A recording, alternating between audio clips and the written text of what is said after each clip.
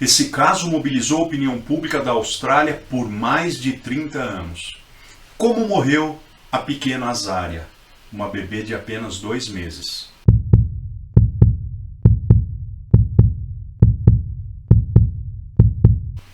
Meu nome é José Nabuco, eu sou professor de Direito Penal e advogado e vou comentar com você agora o caso Azaria Chamberlain.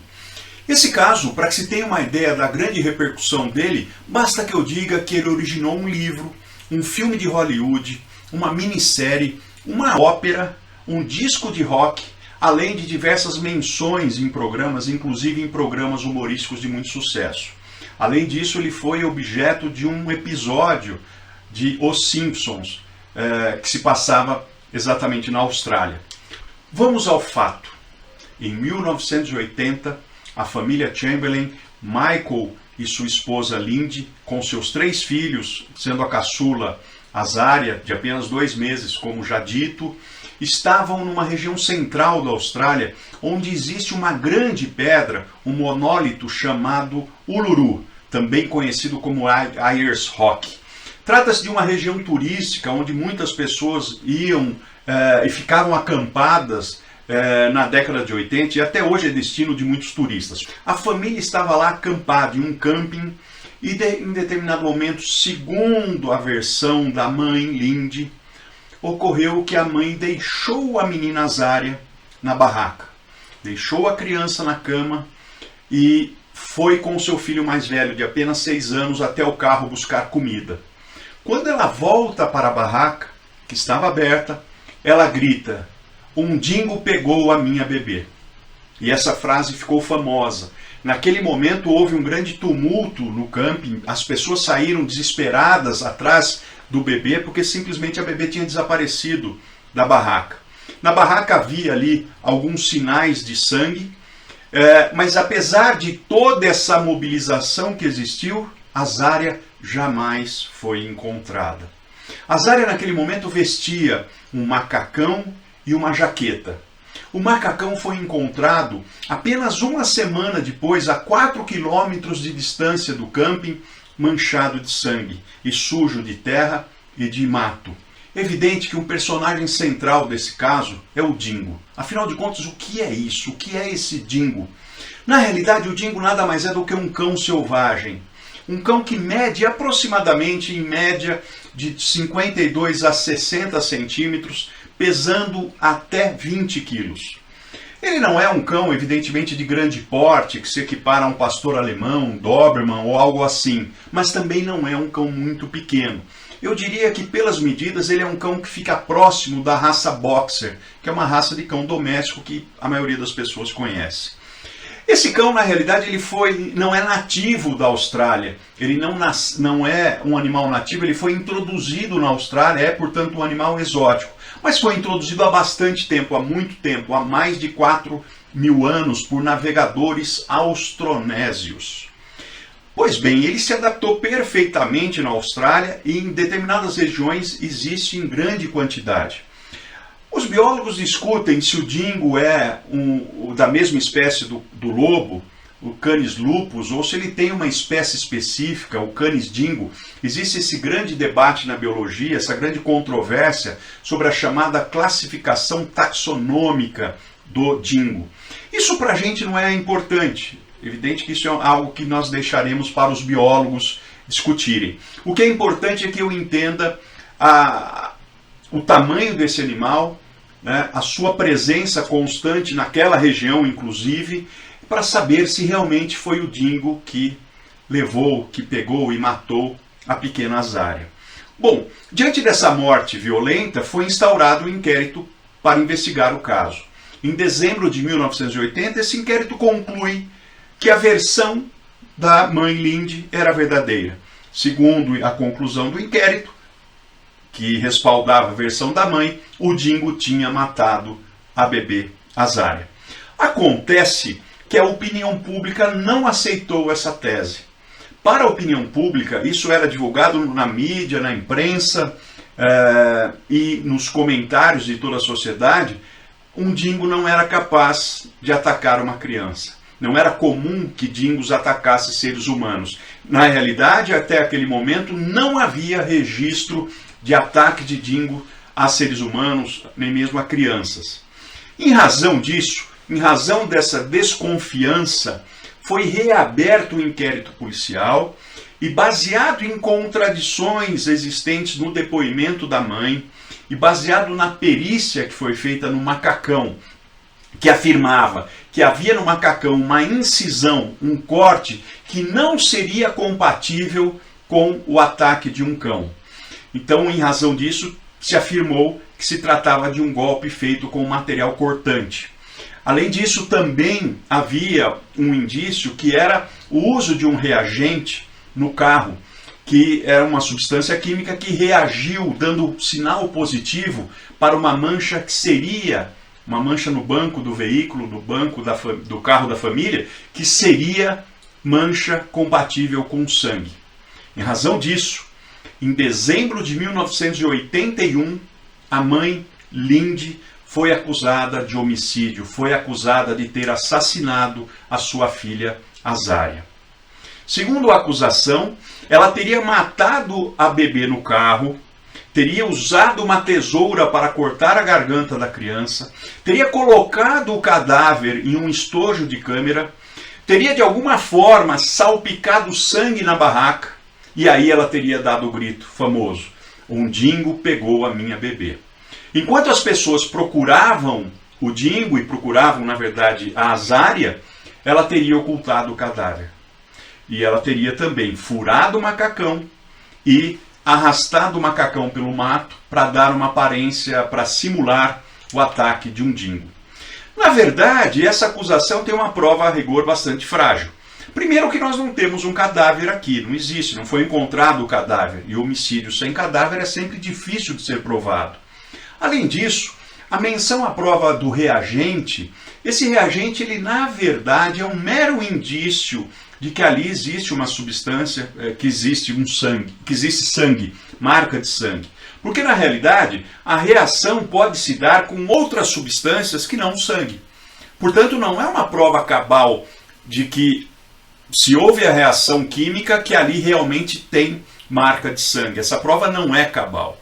Mesmo a prova da incisão também é uma prova, ainda que pericial, muito frágil, afirmativa de que a mordida de um cão não seria suficiente para, não seria capaz de produzir aquele tipo de corte no tecido.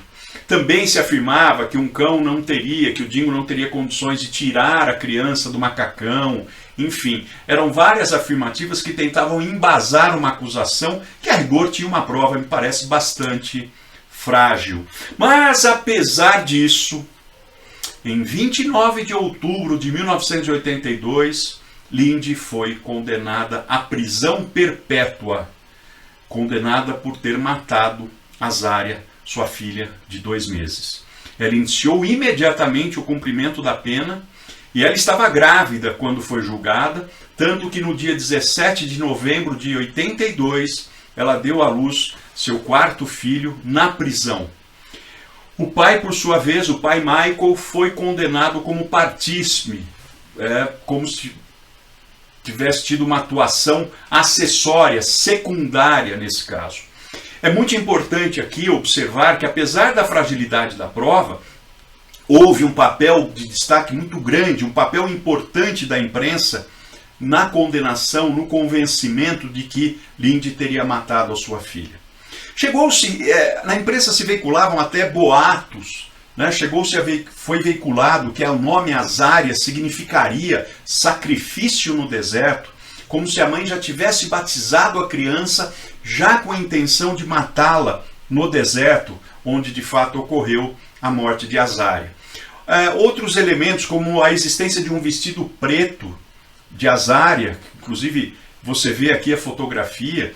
O que se lê é que na época, nos anos 80, era comum o uso de vestidos pretos, de roupa preta, de roupa azul marinho, com fitas em bebês daquela idade. No entanto, até isso, a cor preta foi mencionada como um sinal de que isso indicaria o propósito da mãe de matar a própria filha. Outros elementos, como por exemplo, eu menciono aqui em 2 reconstituições que ocorreram, A imprensa explorou e fotografou Linde em situação a comprometê-la, né, de forma sensacionalista. Por exemplo, em um determinado momento, durante em um intervalo, na verdade, da reconstituição, as pessoas estavam lá, os policiais, Linde e todos que participavam, comendo um lanche. E um jornal colocou ali a fotografia da Linde comendo o lanche e colocou a manchete: piquenique na Pedra da Morte, fazendo inclusive um trocadilho com um filme de 1975. Na realidade, ele estava ali na reconstituição e havia necessidade de comer. Ninguém fazia ali um piquenique como se fosse aquilo um convescote festivo. Nada disso. Ela apenas se alimentava enquanto estava fazendo a reconstituição. Mas a imprensa pega aquela foto, coloca essa manchete sensacionalista e isso é usado para incriminar Linde. Na verdade, para incriminar no sentido de convencer a opinião pública de que ela seria autora daquele crime. É sempre com a intenção de mostrar uma insensibilidade diante da morte daquela criança. Numa segunda reconstituição, ocorreu um episódio. Um operador de câmera tropeçou no próprio equipamento e disse uma frase engraçada. Ele tropeçou, quase caiu e falou alguma coisa que era engraçada. Linde riu.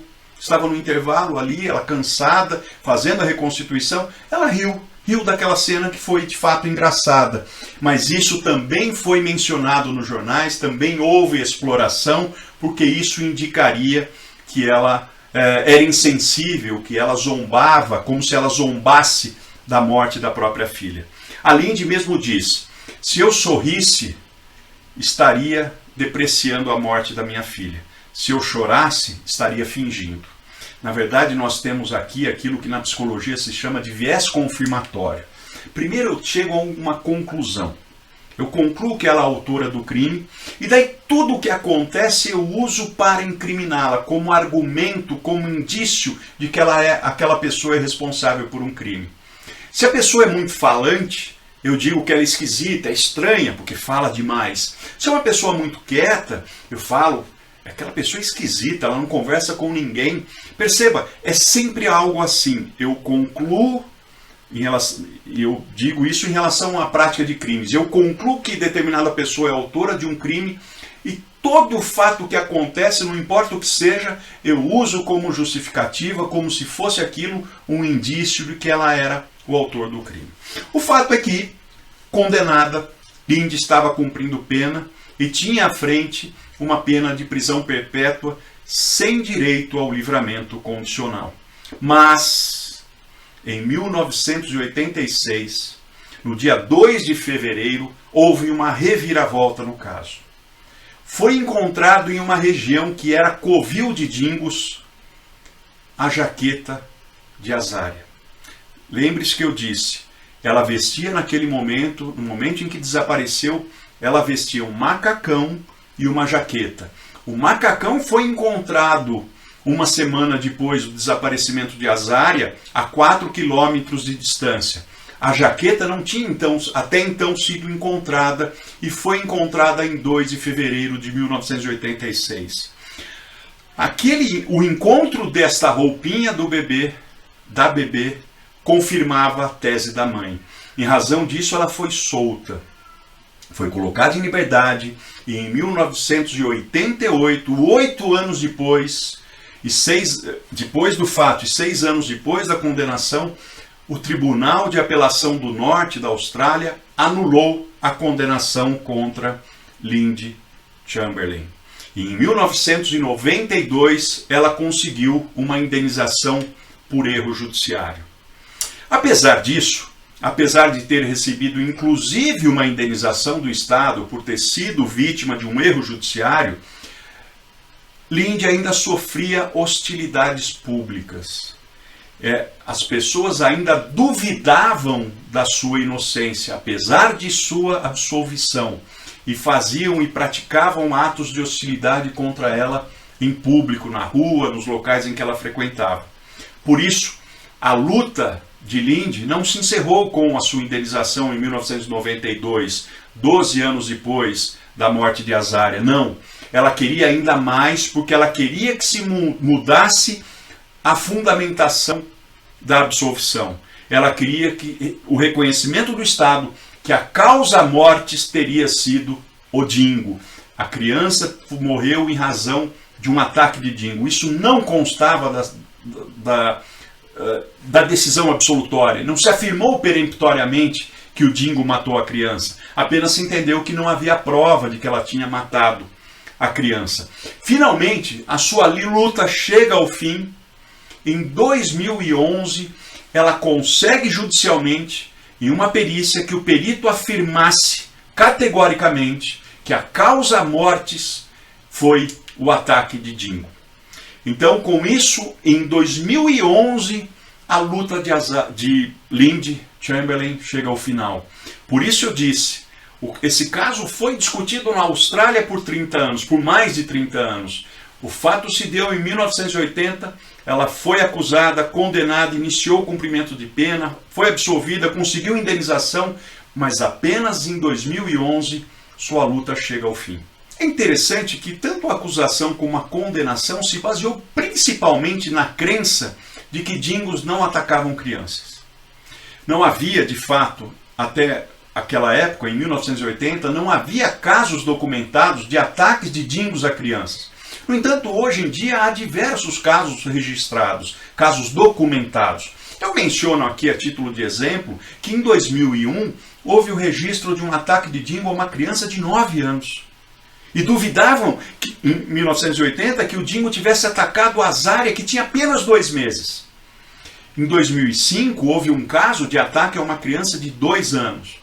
E mais interessante ainda, em 2019, há um caso de ataque a uma criança de 1 ano e 8 meses. E esse caso é interessante porque o dingo, lá na Ilhas Fraser, o dingo entrou em um trailer onde estava essa criança de 1 ano e 8 meses. Segurou a criança pelo pescoço, parte da cabeça, e arrastou essa criança. E apenas com a intervenção do pai, que chega a tempo e salva a vida da criança, embora ela tenha sofrido com esse ataque traumatismo craniano. Então vejam que um dingo, evidentemente que o dingo é capaz de matar uma criança. Inclusive, esse ataque que eu menciono nas Ilhas Fraser foi, em 2019, o 3º caso de ataques de dingo a crianças. Pois bem, eu queria discutir aqui com você 2 questões interessantes. Afinal de contas, se não foi encontrado o cadáver, tendo em vista a legislação brasileira, seria possível que a mãe fosse condenada sem o encontro do cadáver? Em outras palavras, uma pessoa pode responder por homicídio em que não é encontrado o cadáver? Esse é um tema polêmico, mas é possível. O nosso Código de Processo Penal, ele prevê no artigo 158 que todo crime que deixa vestígio, esse crime só poderá ser, a pessoa só poderá ser condenada se houver uma perícia, que no nosso código chama de exame de corpo de delito. Sem essa perícia, em princípio, não é possível haver a prova da materialidade do crime, da existência do crime, se não houve uma perícia nos vestígios. Mas o próprio código trata como exceção a possibilidade de que, se os vestígios tiverem desaparecidos, sumiram os vestígios, aí é possível suprir a falta da perícia com uma prova testemunhal. Então seria possível a condenação de Lindy no Brasil pelo homicídio praticado contra a Azária. Não significa que existam provas suficientes. Como eu falei antes, as provas eram absolutamente frágeis. Mas, de qualquer modo, a falta do cadáver por si só não é óbice, não impede a condenação por crime de homicídio. O segundo tema que poderíamos discutir é o seguinte: afinal de contas, se uma pessoa foi condenada por um crime, se houve o trânsito em julgado da sentença penal condenatória, que é uma linguagem pomposa, um juridiquês, mas que, em outras palavras, significa o seguinte: quando não cabe mais recurso, houve a condenação e não tem mais recurso cabível, é possível que essa pessoa consiga a absolvição? Sim, é possível. Os países civilizados, em qualquer Estado democrático de direito, sempre tem a possibilidade de uma revisão. Aqui no Brasil existe uma ação chamada ação de impugnação. Não é tecnicamente um recurso, mas é uma medida judicial que tem a finalidade de desconstituir uma sentença condenatória. Uma das hipóteses, a mais importante, é justamente a hipótese em que são encontradas provas novas que não eram conhecidas no processo, que não estão no processo, e provas novas que revelam a inocência do acusado. Portanto, seria possível sim, e não poderia ser diferente, num Estado democrático de direito, que não tivéssemos uma revisão criminal, não poderia ser diferente. Então seria possível no Brasil a absolvição de uma pessoa condenada, ainda que a sentença condenatória tivesse transitada em julgado. Inclusive, o Código de Processo Penal estabelece que é possível, na própria absolvição na revisão criminal, que seja estabelecida a fixação de uma indenização. O erro judiciário é uma das maiores violências que o Estado comete contra uma pessoa. Nesse caso específico, ou em casos similares, em que alguém tem uma pessoa querida, morta, e além disso, além do sofrimento, ela sofre a acusação injusta, esse erro judiciário se torna ainda mais brutal. É como se o Estado não se contentasse com o sofrimento que o acaso destinou àquela pessoa. Não bastava a morte trágica de sua filha de 2 meses. O Estado ainda acrescenta, a máquina de repressão do Estado ainda acrescenta mais sofrimento, aquele sofrimento da perda da própria filha. Ela sequer pôde, Lindy, sequer pôde viver o seu luto, porque ela tinha que cuidar da sua defesa diante de uma acusação injusta. Ela sofreu uma acusação injusta, uma condenação injusta, cumpriu injustamente uma parte de sua pena, foi afastada de seus filhos, deu à luz dentro da prisão, sofreu com uma infâmia que permaneceu, como eu disse, mesmo depois de sua absolvição. O que temos aqui é um caso em que o Estado dá mostras da sua imensurável capacidade de produzir sofrimento. Era isso que eu tinha a falar sobre o caso Azaria Chamberlain. Se você gostou do vídeo, deixe o seu like, siga o canal Iter Criminis, ative aí o sininho, que eu farei mais vídeos contando, mencionando e analisando casos criminais como esse. Obrigado por sua atenção e um abraço.